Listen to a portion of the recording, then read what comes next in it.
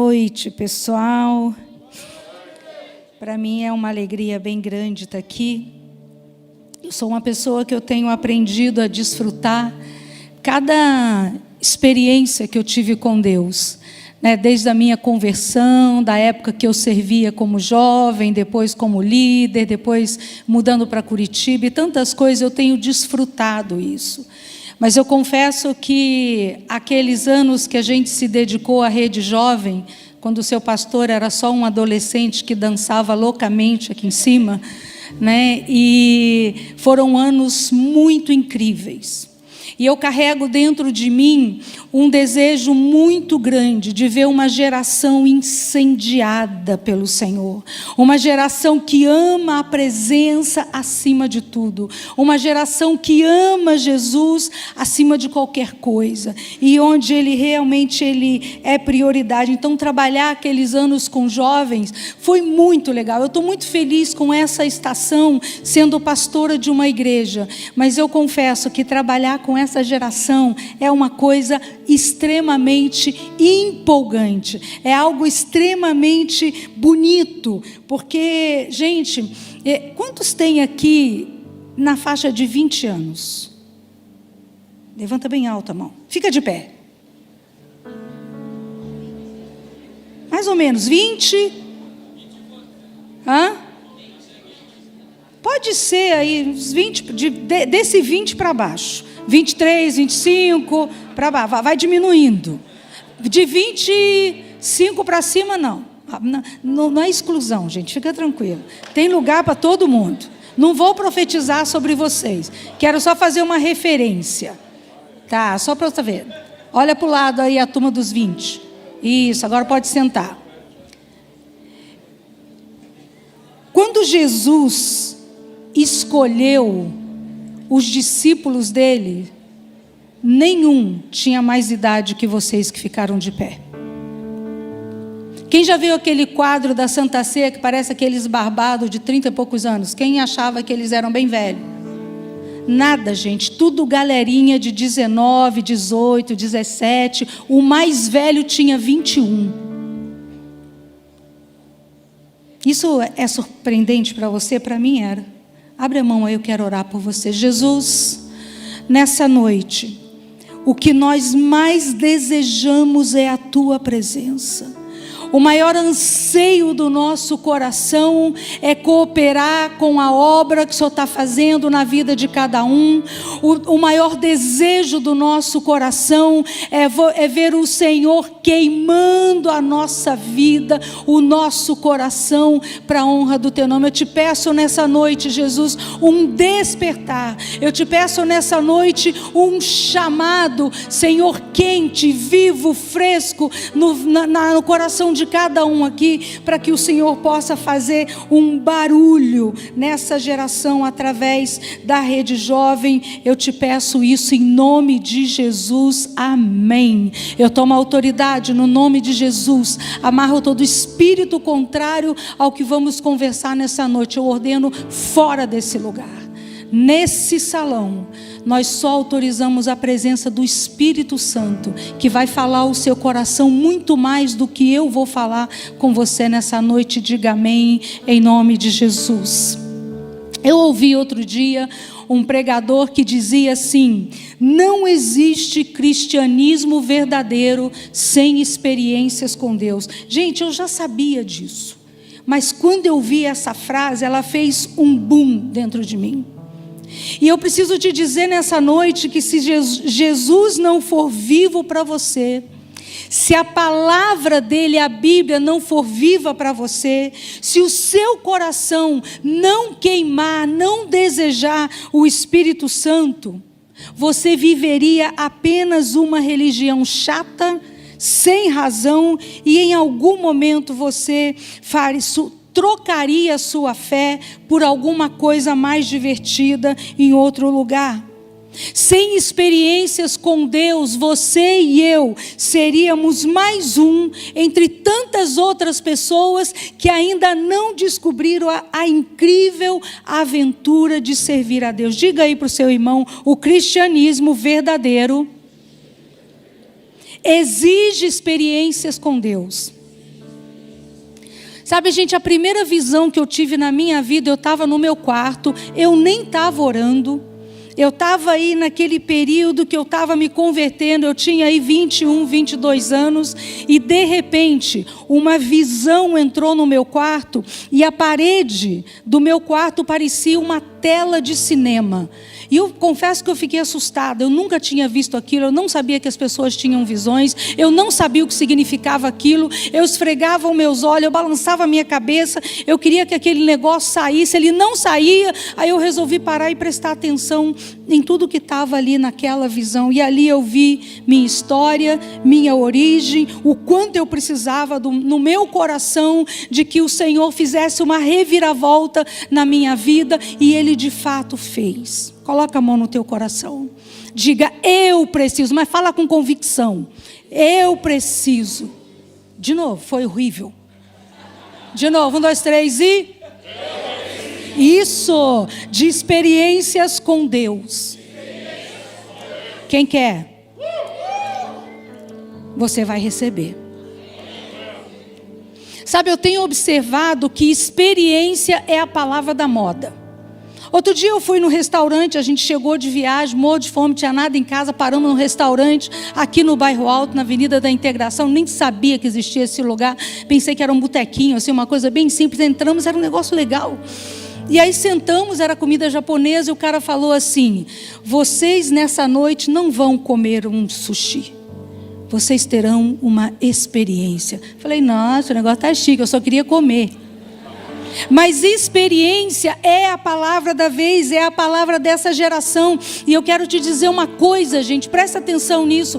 Se Adão não tivesse tido uma experiência com Deus, ele teria sido apenas pó. Olha para o pó que está do seu lado. Não, brincadeira. Se Noé não tivesse tido uma experiência com Deus, ele teria morrido afogado naquele dilúvio, sim ou não? E o mesmo com o apóstolo Paulo. Se ele não tivesse tido uma experiência com Deus, ele teria sido conhecido na história como assassino de cristãos, sim ou não? Teria passado a vida dele matando cristãos. As experiências com Deus fizeram da vida desses jovens uma vida extraordinária. Esse Paulo, ele teve tantas experiências com Deus, que a Bíblia não fala, ele fala isso com muito cuidado, acho que ele quis ser humilde, para não envergonhar os outros apóstolos, talvez, sei lá. Mas diz que esse homem foi arrebatado aos céus, e ele conheceu, não sabia dizer se era o primeiro céu, o segundo céu, o terceiro céu que era, mas ele viu coisas lá que ele não conseguiu escrever. Quem já foi aqui ao céu alguma vez? Eu não fui, gente. Tem alguém aí disponível? Só para o anjo está passando, ele quer anotar as mãos. Tem alguém disponível aí para conhecer o céu? Não é morrer não, gente, é ir e voltar. Todos nós vamos conhecer um dia, sim ou não? Levanta a mão, se não levantar você não vai. Um dia todos nós vamos conhecer. Mas eu estou falando daquelas experiências que você está lá na presença e de repente você é arrebatado e você vai. Tem experiências que quando você volta você não tem condição de viver aquela mesma vida que você vivia antes. Se Pedro não tivesse tido uma experiência com Deus, ele passaria a vida cheirando a peixe. Quem gosta de peixe? Quem gosta de cheiro de peixe? Eu e você precisamos de experiências com Deus. Não dá para ficar andando em cima da experiência do outro. Não dá para ficar falando de um Jesus que você lê na Bíblia, que as pessoas falam dele para você, mas você nunca teve uma experiência arrebatadora com ele, que muda o seu jeito de viver, que muda a sua estação nesse mundo, que muda as suas práticas pecaminosas. Sem experiências com Deus, a gente seria apenas mais um crente que em algum momento seria atraído por alguma proposta indecente do inimigo sem vergonha, para viver uma experiência aparentemente boa, mas que em algum lugar te afastaria do Senhor. A pergunta que você precisa carregar no seu coração até você ter resposta dela. Qual será o propósito para o qual o Senhor me criou, que fez com que Ele me plantasse nesse planeta? Gente, eu achei que o meu propósito era ser dentista. Eu amava essa profissão, eu sonhava com dente. E um dia Deus falou para mim: eu não quero você trabalhando com dente, eu quero você trabalhando com gente. Aí me tornei cardiologista, trabalho com o coração das pessoas. Projeta para mim aí, por favor, Salmos 139. Com que Deus estava sonhando quando Ele desenhou você? Gente, você precisa ter convicção que você não é resultado de uma boa ideia romântica que o seu pai e a sua mãe teve uma noite em que eles estavam muito empolgados. Você foi planejado no coração de Deus. Deus desenhou cada detalhe, cada plano, cada projeto, como você seria por fora, como você seria por dentro, as habilidades que Ele te daria para que você tivesse uma vida extraordinária. Vida ordinária, comum, sem graça, é para as pessoas que vivem lá fora, que não conhecem o Deus tão criativo, tão inteligente, tão legal, tão amoroso, tão terno, tão querido, tão acolhedor como o que você conhece. A nossa vida tem que ser extraordinária. Isso é o mínimo que Ele tem planejado para a tua vida. Quem está dentro, levanta bem alta a mão. O anjo está passando de novo. Ele só anota, gente, as mãos que são erguidas. As que não erguem a mão, ele pensa: esse não está afim, vou dar a porção dobrada para o do lado que levantou a mão. Ou que levanta duas mãos, né, Mateus? Salmos 139. Diz assim: Tu formastes o meu interior e me teceste no ventre da minha mãe. Eu te agradeço por teres me feito de um modo tão extraordinário. Repete para mim: extraordinário. Diga: eu fui feito de modo extraordinário.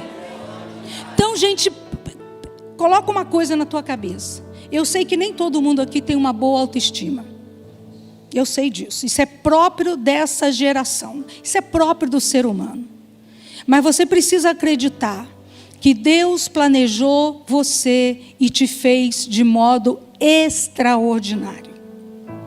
Tuas obras são maravilhosas. Diga: eu sou a obra maravilhosa. Eu te agradeço por me teres feito por terem me feito, enfim, e tu me observavas quando eu estava sendo formado em segredo, enquanto eu era tecido na escuridão.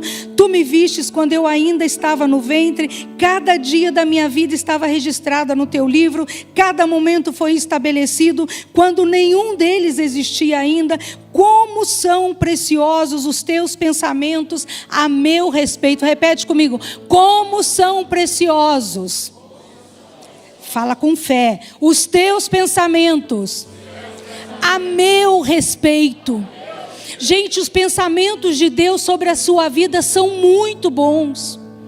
Às vezes aquelas pessoas ao teu redor não têm um olhar tão bom para você, não têm palavras tão abençoadoras, não pensam tão bem assim de você, mas não é dessa maneira que Deus te vê.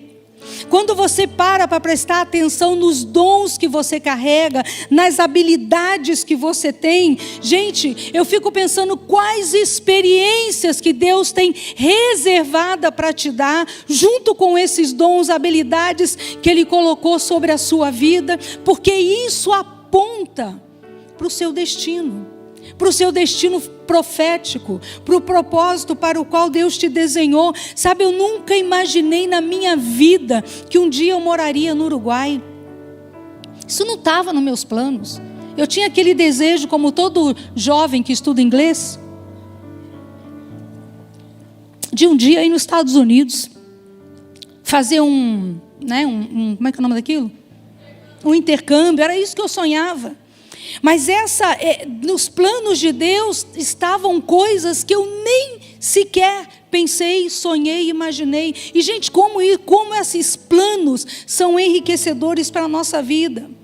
Então nós precisamos lembrar e colocar na nossa cabeça que nós somos extraordinários e que os planos que Deus tem para nós, as experiências às quais Ele quer nos expor, nem ainda subiu ao nosso coração. Diga amém. Deixa eu deixar claro uma coisa que você já sabe. Eu só tenho experiência para contar para você de pastor, porque eu estou nesse lugar. Mas nem todo mundo foi chamado para ser pastor, ministério de tempo completo, mas todos nós fomos chamados para sermos cristãos do fogo.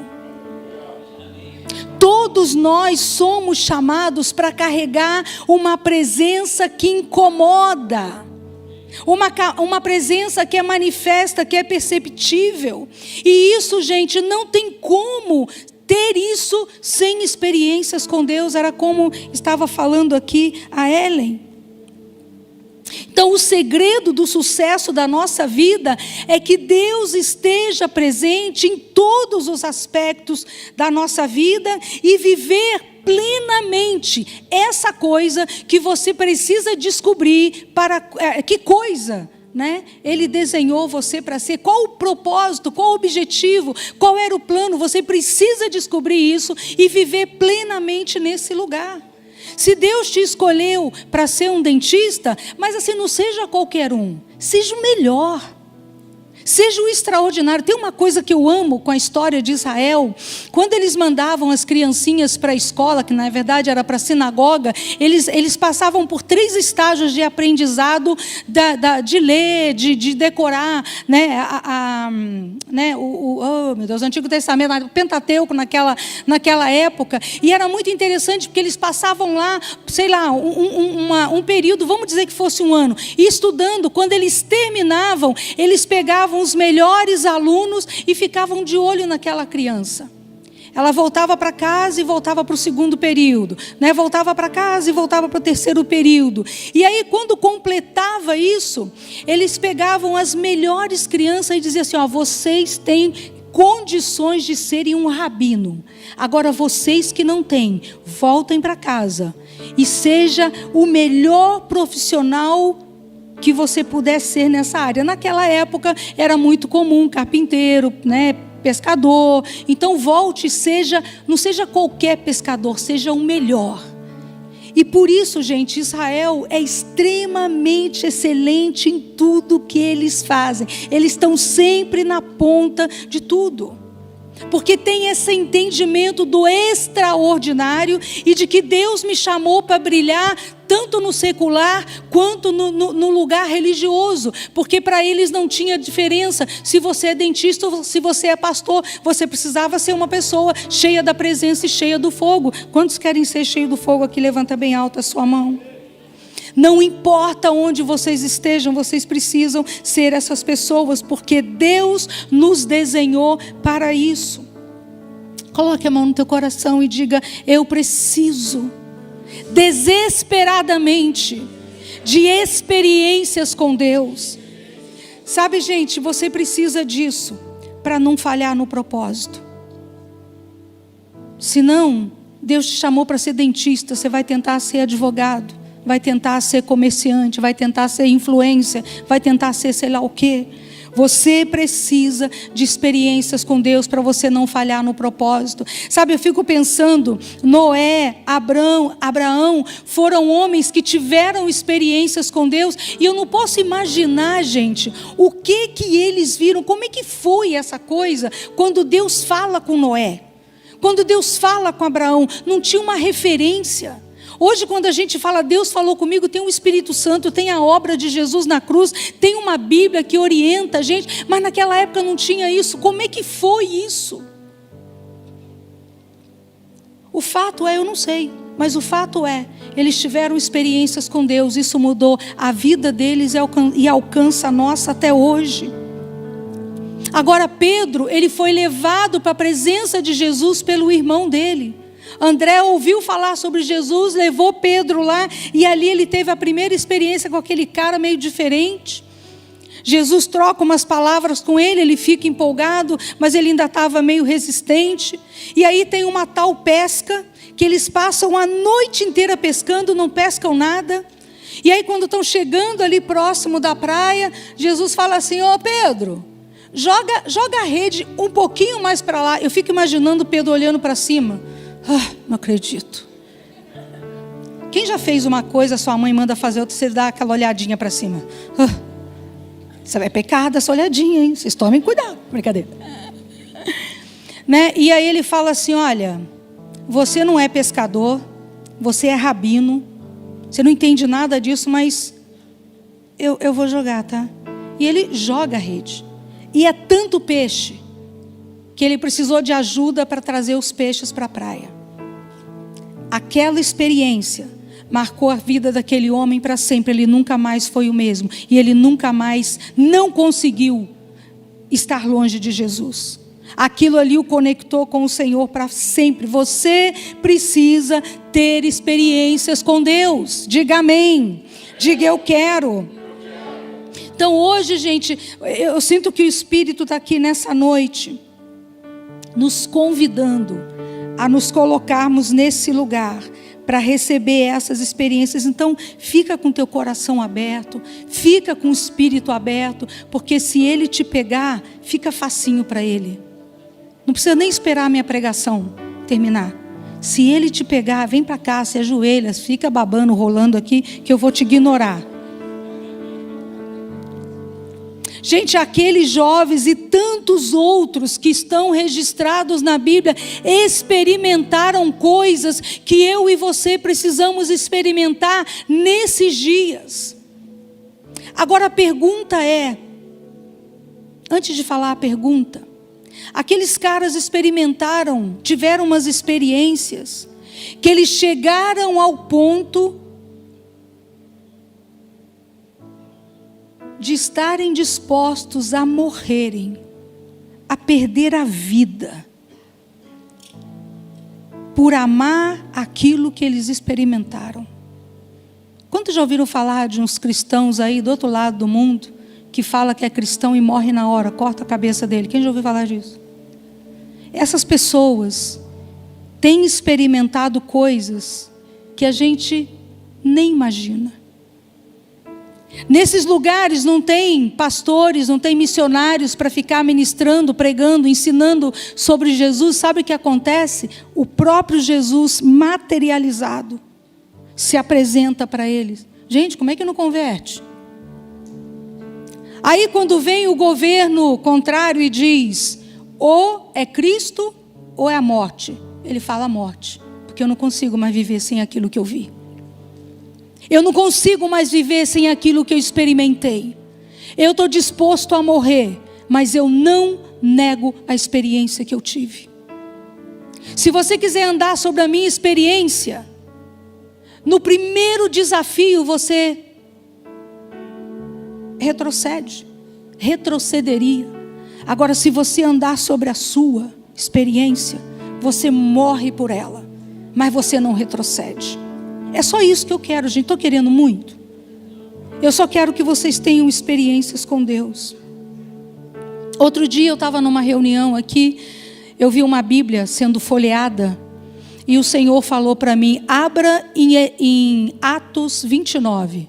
Alguém quer abrir aí em Atos 29? Não abre não, não existe. Atos só vai até 28. Eu falei, Jesus, qual que é a pegadinha? Eu sei que não tem 29.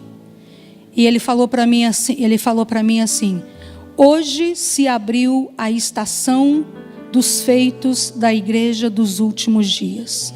Hoje vai começar a ser escrito Atos 29. E sabe quem que ele vai usar? Levanta a mão aí, diz eu. Quem já leu Atos inteiro? Levanta a mão. Uma turma bem grande. Quem não leu, corre e vai ler. E veja todos os milagres, todas as coisas extraordinárias que estão escritas lá, que foram feitas através de pessoas jovens. Depois, gente, esses jovens cresceram, obviamente. Ficaram mais velhos, tipo eu, assim. Mas quando a igreja começa, é uma galera jovem, cheia de fogo. E esse momento que está diante de nós como igreja, o Senhor vai fazer coisas que não estão registradas em Atos. Jesus falou que nós faríamos coisas maiores do que Ele. Seria possível você fazer alguma coisa maior do que Jesus fez? Ele disse que sim, eu diria que não, mas Ele disse que sim, prefiro acreditar nele. Quantos já perceberam que a gente está vivendo a estação dos últimos dias? Jesus está voltando. Fica tranquilo. Eu quero dar uma palavra profética para vocês. Quantos querem casar? Quem não levantar a mão, dançou. O anjo está passando. Fica com a mão erguida. Não dá bobeira, porque vai que ele passa por você e não anota teu nome. Deixa a mão erguida. Gente, Jesus está voltando, mas vai dar tempo de casar. Olha Jesus, alegre.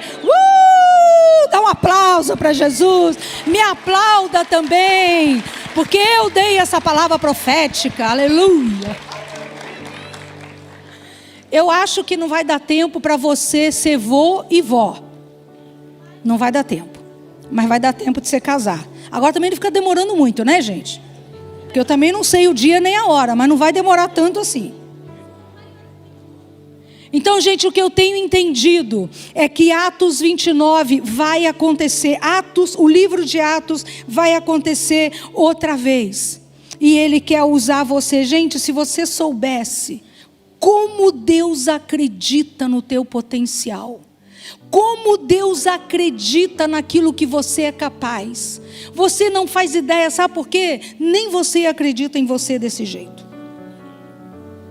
Deus quer te dar experiências com Ele, para que você viva o cristianismo verdadeiro e você seja de fato uma testemunha. Quem fala em línguas aqui, em línguas estranhas? Levanta bem alta a mão. Excelente. Isso é o que você mais precisa fazer a cada dia da sua vida. Quem vai de busão para a escola, para o trabalho? Vai orando em língua, mano. Perde tempo não.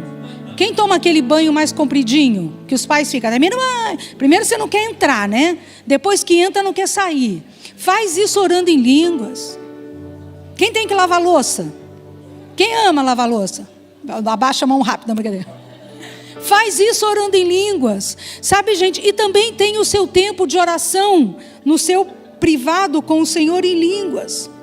Falar em línguas viabiliza experiências com Deus. Paulo disse que ele falou em línguas mais do que todas as pessoas. E talvez foi por isso que ele teve tantas experiências extraordinárias com o Senhor. Levanta a mão e diz: Deus quer me usar. E eu quero ser usado. Eu quero fazer barulho no meio da minha geração. Eu quero ter uma vida extraordinária. Gente, não é menos do que Deus tem para você. Ele não tem menos do que isso. Sabe, eu sinto nesses dias uma convocação dos céus para você começar a se preparar para esse tempo. Eu sinto que está vindo um avivamento muito grande sobre nós. Gente, eu não sei qual é a pegada, mas Deus tem uma mira no jovem. Deus tem uma mira na nova geração. Então vocês precisam se preparar para esse tempo, porque senão a onda dele vai vir e você não pode ficar de fora. Deus quer fazer coisas extraordinárias. Quem participou da campanha lá das cadeiras, orando para o pessoal ser curado lá no centro da cidade, não sei mais aonde? Quem participou?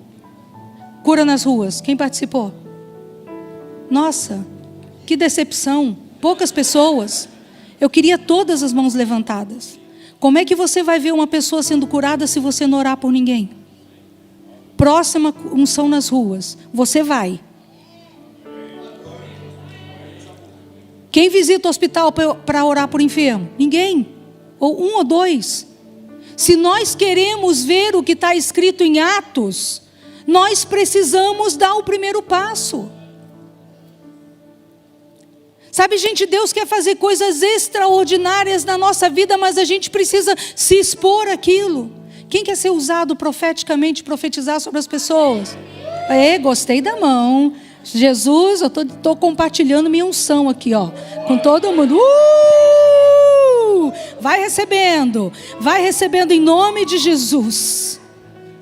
Começa a orar e a profetizar sobre o pessoal aqui na Rede Jovem. Vi um irmão aqui, né, estribuchando. Não espera o líder vem você e dá para ele o que você recebeu de graça. É assim que essas coisas aparecem, gente. Até me perdi nas minhas anotações.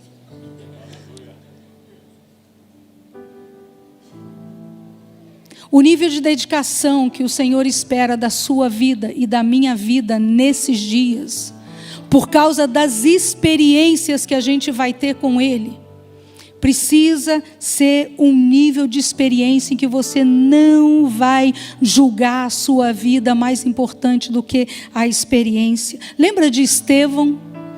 Estevão morreu apedrejado. Uma história terrível. Mas enquanto ele morria, gente, os céus foram abertos. E ele viu uma coisa que ele falou: manda mais pedra, rápido, porque eu quero ir para lá, ó. Termina esse negócio que eu quero ir para lá. É desse jeito, é nesse lugar de compromisso que o Senhor quer nos levar, para que a gente não retroceda no nosso chamado. Gente, para isso, eu quero te contar uma coisa. Para ninguém ficar com medo de morrer aqui. Crente não morre antes do tempo. Todo mundo aqui tem uma senha. Quando os céus chamarem a sua senha, você vai. Mas não vai antes. Só se você fizer bobagem, aí é outra coisa. Mas se você andar com Deus. Olha que história interessante que eu ouvi esse fim de semana. Um pastor nessa igreja que a gente ministrou nesse fim de semana, ele começou a ganhar muita gente para Jesus, e os bandidos da cidade começaram a ficar incomodados com aquilo e resolveram sequestrar o pastor num sequestro relâmpago. Não sei o que eles queriam fazer, acho que eles queriam dinheiro, mas enfim, isso não importa tanto. E esses caras alugaram uma casa em frente à casa do pastor para ficar ali esperando, vendo como é que era a rotina dele para fazer o tal sequestro. Agora, olha que coisa sinistra e sensacional. Quando eles estavam com tudo certo para fazer aquele sequestro, o pastor virava fumaça. Aos olhos do bandido. Ele continuava sendo pastor, continuava fazendo as coisas dele, mas ele desaparecia. E eles começaram a ficar bugados. E aí eles olham para a sacada, porque aí eles tinham um outro plano. Quando eles olham para a sacada dos pastores, da casa deles, tinham vários homens vestidos de preto, seguranças que guardavam todas as entradas, aos olhos do bandido, porque não existiam essas pessoas. E aí os mandantes disso aí falaram: gente, vocês estão demorando demais. E eles falaram: olha, não dá, vamos te contar uma história que você não vai acreditar. O cara vira fumaça. Aí os caras não acreditaram. Eles vieram para a casa alugada e eles começaram a ter as mesmas experiências. Conclusão: eles não conseguiram sequestrar o pastor. Semanas depois, essa quadrilha foi... a polícia encontrou essa quadrilha por outras coisas que eles estavam fazendo, e eles souberam dessa história, procuraram a família, e aqueles seguranças nunca existiram no planeta Terra. O pastor nunca virou fumaça, mas os sequestradores nunca conseguiram sequestrá-lo. Dê um aplauso para Jesus.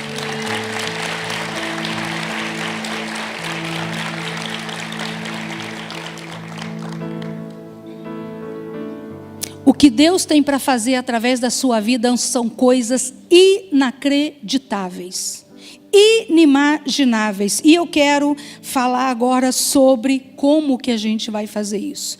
Eu estou sentindo no meu coração um chamado. Eu vou até que horas, pastor? Posso continuar? Levanta a mão. Ok. Eu estou sentindo da parte do Senhor sobre a sua vida um chamado para uma consagração espontânea de nazireu. Quem sabe o que é nazireu? Quem não faz a menor ideia? Levanta a mão. Excelente, eu vou explicar.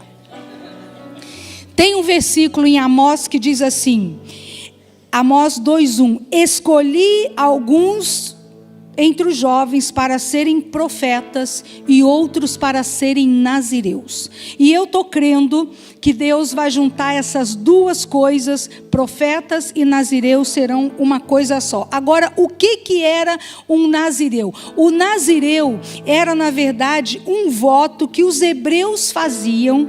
Ele podia ser temporário ou ele podia ser perpétuo, para sempre. Então, já de cara, antes que eu explique, eu quero, a menos que os seus pais estejam de acordo, a menos que os seus pastores estejam de acordo, eu estou proibindo vocês de se lançarem num compromisso do nazireu perpétuo. A minha proposta nessa noite são compromissos temporários, ok? Guarda isso aí com você. Então esse voto era uma consagração especial que os judeus faziam. E esse termo nazireu significa ser separado, purificado, ser criado para refletir a glória de Deus. Só pelo significado, quem está dentro? Ok. Agora, no Antigo Testamento, somente as pessoas que faziam parte da tribo de Levi, né, elas tinham o privilégio de viver nesse lugar da presença, nesse lugar de uma vida consagrada a Deus, né, assim, durante todo o tempo da sua existência. O voto da Nazireu, ele vem abrir uma porta, uma oportunidade para que qualquer pessoa em Israel pudesse fazer uma consagração parecida com a consagração dos levitas, sendo separados para refletirem a glória de Deus. Agora, o que eles tinham que fazer? Primeiro, eles tinham que desejar espontaneamente essa consagração. Isso não era uma coisa imposta. Então, semana que vem, o pastor Tiago vai lançar a campanha do nazireato, todo mundo é obrigado. Não funcionava assim. Isso era uma coisa espontânea, voluntária. Era para aquele tipo de pessoa que estava desesperado por Deus. É para aquele tipo de pessoa que queria mais de Deus. Então, essa porta foi aberta e ela apontava para os nossos dias, né? Esses dias onde todos nós, biblicamente, somos vistos por Deus como reis e sacerdotes. Estamos aqui para ministrar, para governar em nome do Senhor. Nós fomos colocados nesse lugar por causa do sacrifício de Jesus. Agora, qual eram as implicações desse voto?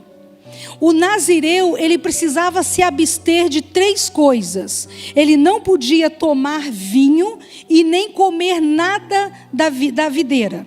Tá? Não podia colocar vinagre na salada, não podia comer uva passa, a metade aqui não deve gostar mesmo, né? Não podia comer uvas, nada. Ele não podia cortar o cabelo. E ele não podia tocar em cadáveres. Então, se ele estava num compromisso, num voto de nazireato, por exemplo, se morresse o pet dele, ele não poderia enterrar.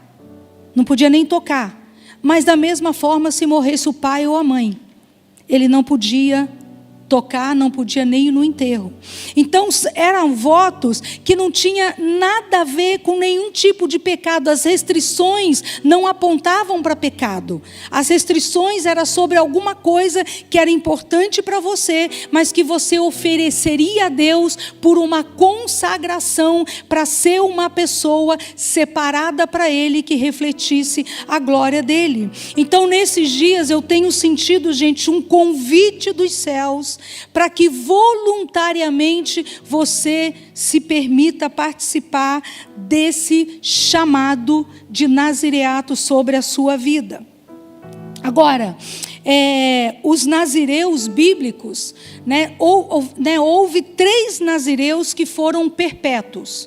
Os pais consagraram aquela criança ainda no ventre, e eles nunca, durante toda a sua vida, nunca comeram da vide, tocaram mortos e nem cortaram o cabelo. Eu fico imaginando aquele cabelo, que devia vir lá. Você está andando, não sei como é que era, mas enfim, nunca cortaram o cabelo. Agora, eles foram João Batista, o profeta Samuel e Sansão. Sansão andou mal, Sansão morreu antes do tempo, inclusive. Então, quais são as implicações desse voto nos nossos dias? Então, simplificando, seria um jejum parcial, com alguns cortes de coisas que seriam importantes para você. Então, eu fiz como é que eu vou dizer? Eu fiz uma aplicação, eu traduzi essas 3 restrições para os nossos dias. Então, deixa eu só dar um geral aqui. O vinho e o fruto da vide eram prazeres alimentícios que traziam satisfação à alma. Então, para a gente ter uma ideia, comer uvas ou a uva passa era como comer um brigadeiro. Tomar o vinho era como tomar uma Coca-Cola. Ou um café gourmet, para os mais chiques. Quem já comeu um brigadeiro ou um chocolate, você colocou na boca, fechou os olhos e fez assim... Quem já fez? Depois do jejum de Daniel, É tanto que a gente ouve. É essa ideia.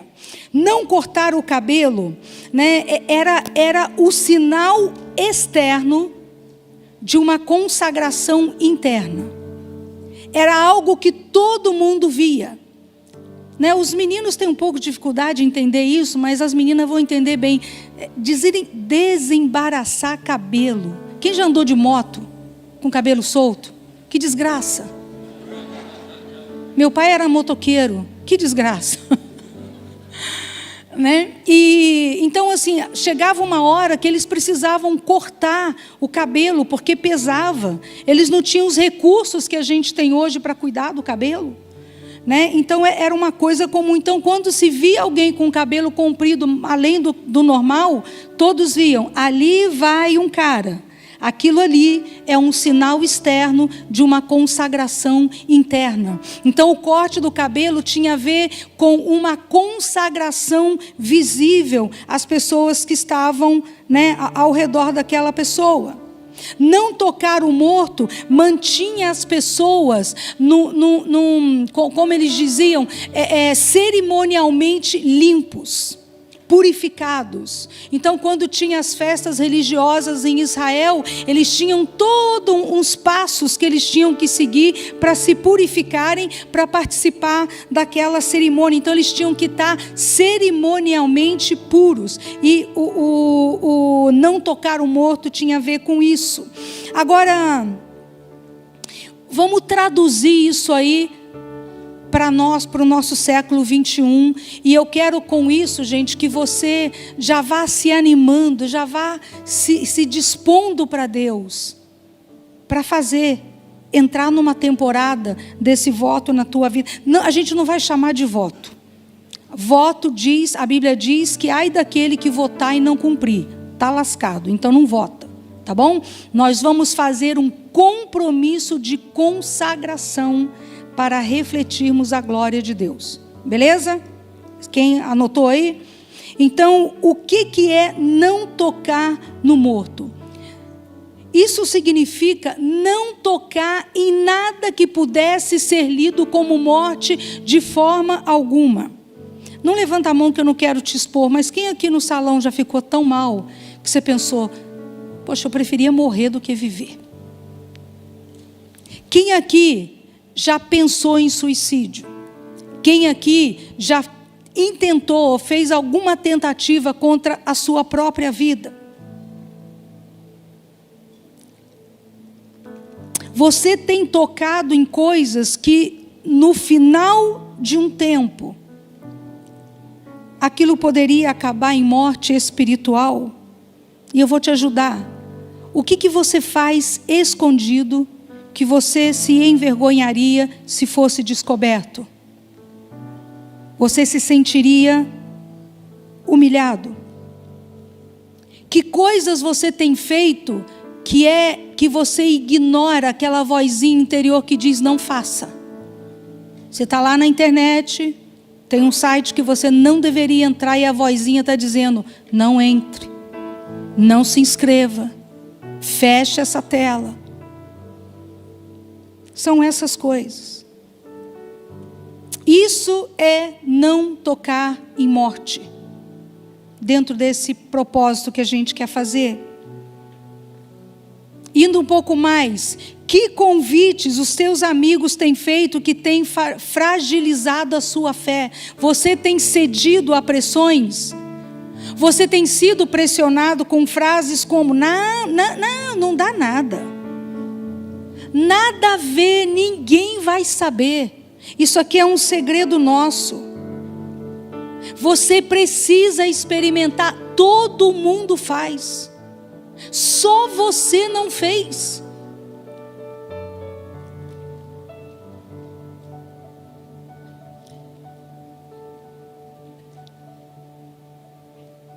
Gente, quem estava cumprindo um voto de Nazireu não podia se expor a nada que cheirasse a morte. Ok? Cortar o cabelo. Acho que eu já falei bastante. É essa representação externa de um voto interno.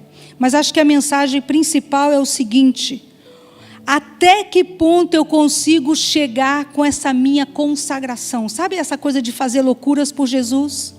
Essa coisa de não cortar o cabelo remete àquela coisa, quebra aquela ideia de que qual é o mínimo que eu preciso fazer para ir para o céu? Qual é o mínimo que eu preciso fazer para entrar na categoria de crente, me livrar do inferno? Ele quebra com isso. Essa é a ideia, tá? E o vinho e a fruta remetia a esses prazeres alimentícios, né? E a gente aí pode incluir uma pipoca, um hambúrguer, um chocolate, um café, uma sobremesa, sorvete, etc. e tal. Então são essas coisas que em algum momento você, no seu voto, na sua consagração, melhor dizendo, você vai fazer esse compromisso diante do Senhor. Deixa eu ver se eu não vou me adiantar aqui. Tá, eu não vou me adiantar, já volto nisso aí. Então, eu quero trazer para vocês o exemplo de João Batista, que eu acho que ela é a que mais se aplica com a nossa realidade. João era um homem muito estranho. O cabelo era comprido, a roupa era esquisita, a dieta... Quem já comeu mel? Quem já comeu mel com gafanhoto? Era isso que ele comia. Né? A mamadeira, não sei como é que era isso, mas enfim. Tá? Então, João Batista foi um homem, eu vou pular isso aqui, eu quero que você leia depois, João 1, 29, que vai falar de um pouco de João Batista. Mas duas coisas nesse homem é o que me interessa para passar para vocês, para a gente fechar isso aqui. Primeiro, João Batista era primo de Jesus. Quem tem um primo? Você brinca com ele, conhece ele.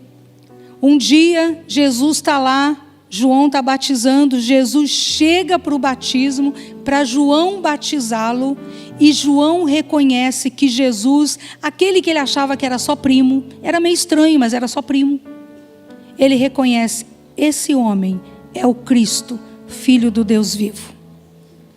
Primeira coisa que eu quero que você entenda, a importância de fazer esse voto de nazireato. Você precisa reconhecer a presença quando ninguém reconhece.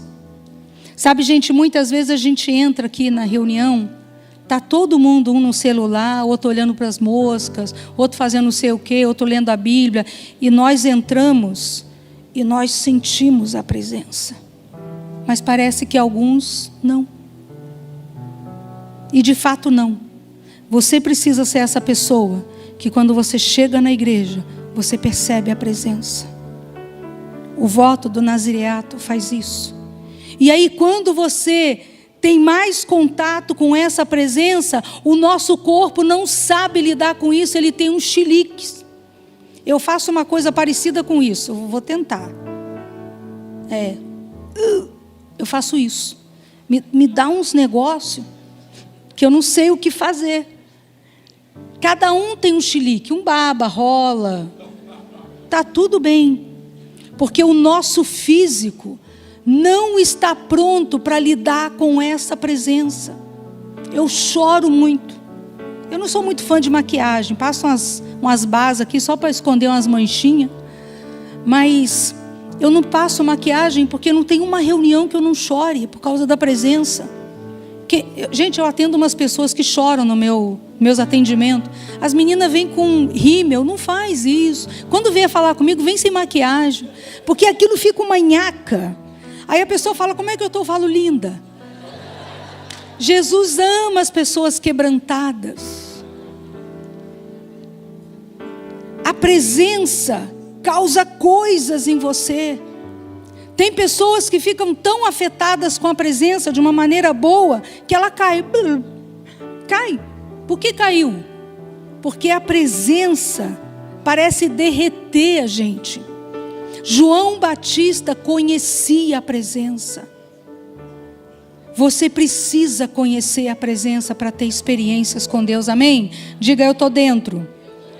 A segunda coisa, quando perguntaram a João Batista quem ele era, ele falou assim, ele não falou, gente, eu sou um cara aí cheio de Deus, meio estranho, não, ele só falou assim, eu sou uma voz. Gente, eu tenho celular, não tem nada contra celular, mas celular roubou de nós o direito de ouvir a voz do outro. Às vezes a gente come fora, aí tem um casal de namorados que deveriam ser bem apaixonados, né? Cada um no seu celular. Vou postar aqui. E não aproveita aquele tempo com um namoro. O Senhor sabe que nós precisamos da voz. Essa voz, ela é profética. Ela é uma voz que ouve os seus problemas, que te dá um conselho, que te abençoa. Nós precisamos ser uma voz para essa geração que fica tentando buscar numa telinha alguma coisa que encha aqui dentro, e você carrega alguma coisa para ser uma voz para aquela pessoa. Diga amém. Fica de pé comigo. Diga, eu preciso ser uma voz. Eu preciso reconhecer a presença. Eu preciso ser tão consagrado que eu reflita a glória de Deus. Eu quero ler com vocês Romanos 6:10. Diz assim, quando Jesus morreu, Ele morreu de uma vez por todas para quebrar o poder do pecado sobre a vida de vocês, e agora que Ele vive para a glória de Deus. Da mesma forma, considerem-se mortos para o poder do pecado e vivos para Deus. Gente, fuja de tudo que poderia produzir morte espiritual na tua vida, porque você foi escolhido para carregar uma presença, você foi escolhido para ser uma voz. Não deixe que o pecado reine sobre o seu corpo, que está sujeito à morte, cedendo aos desejos pecaminosos. Gente, aqui vamos caprichar numa vida sexual santa, sem masturbação, sem pornografia, sem ficar pegando o outro. Se vocês soubessem o poder que carrega uma pessoa que é santa, separada, pura sexualmente, vocês nunca mais iam querer ver nada dessas coisas. Iam deixar isso para a hora certa. Quem quer casar? Aí, minha filha, está liberado tudo. Antes está proibido tudo. Eu tenho 60 anos. Vou fazer 59. ainda desfruto da minha vida sexual. Mas o Luiz nunca encostou um dedo em mim no namoro. E não vou dizer que não tentou. Tá gravando isso aí? Corta essa parte. Gente, os casais, eles estão apaixonados. E a paixão desperta coisas. Tadinho, deixa eu corrigir isso para não pegar mal, né? Quando ele me dava aquele abraço que eu sentia ele, quantos estão entendendo? Eu colocava as 2 mãos no peito. Vai embora. Eu pensei, aí ele ia embora brabo comigo, mas brabo. E eu falava, perdi o namorado. Ele chegava em casa, ligava, obrigada porque você me mandou embora. Essa semana eu não vou ir, tá? Porque a coisa tá difícil aqui. E aí a gente se guardava. A nossa primeira noite foi primeiro em tudo. Então você precisa saber nessa noite que a pureza sexual carrega um poder. Gente, mas é um poder violento. Por que você acha que tem tanta porcaria na internet tentando te envolver para te macular? 2 minutinhos de prazer vendo alguma coisa. Depois você sai dali com tanta raiva, tão pesado, se achando o pecador, aí vem na igreja e não consegue nem levantar a mão. Porque está acusado, está culpado. Então, gente, guarda a pureza sexual. Guarda. A todo custo. Se tiver braba a coisa, às vezes fica brabo. Sim ou não? Faz cara de paisagem. Eu sei que vocês estão entendendo o que eu estou falando. Eu sei. Faz essas caras de paisagem, mas eu sei. Quando a coisa ficar difícil, jejua. Carne morta, sem comida, não tem desejo. E aí você vai para esse lugar de consagração. Aí o que vai vir sobre você é poderoso. Eu vou te dar uma proposta. Os pastores vão mandar para você via WhatsApp minha consagração de Nazireu. E ali eu coloco algumas sugestões que você deve fazer.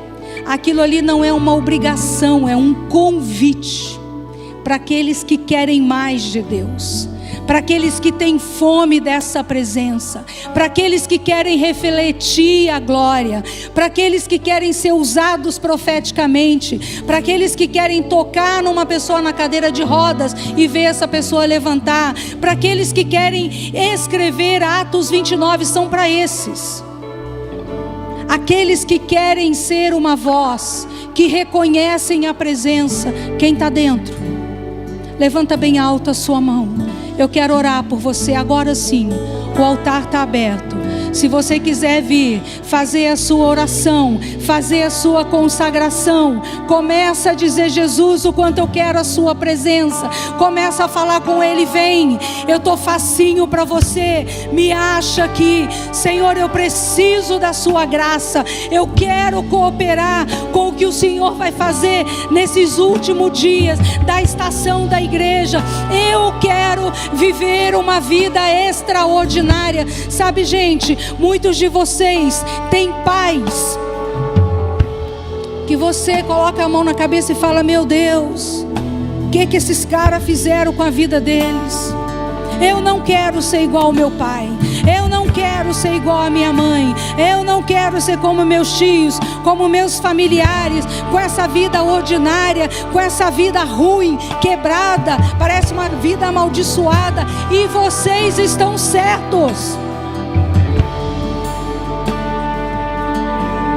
Deus tem uma vida extraordinária para vocês viverem, e preste atenção nisso. Quando vocês começarem a viver o extraordinário, a sua família vai te seguir. Os seus pais vão te perguntar: o que aconteceu com você? Você mudou. E eles vão desejar o que você tem. Abre as suas mãos. Comece a fazer os seus compromissos com Deus. Fala, me pega aqui, Jesus. Me pega. Ore babaxeira babasi. Ora mamassora mamashi. Ore mamasi. Quem ora em línguas, começa a orar em línguas. Nós vamos adorar um pouquinho. E eu volto a falar com vocês.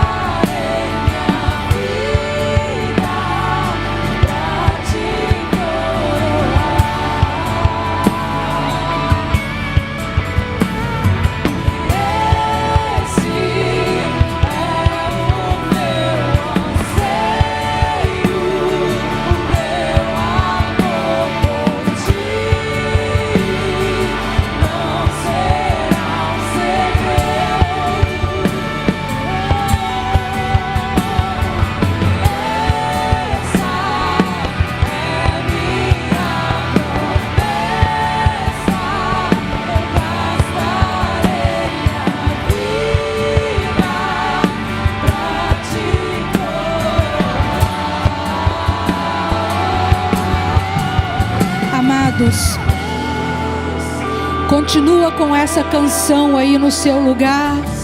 Esse é o meu desejo. Eu vou gastar a minha vida para te coroar. Mas eu preciso fazer uma coisa. Você está aqui e você nunca entregou sua vida para Jesus. E você fala, eu quero isso também. Eu quero isso também. Levanta bem alta a sua mão. Eu quero orar por salvação. Se você está aí, faz um sinal com a sua mão. Eu não vou gastar muito tempo nisso, porque eu quero orar por fogo aqui.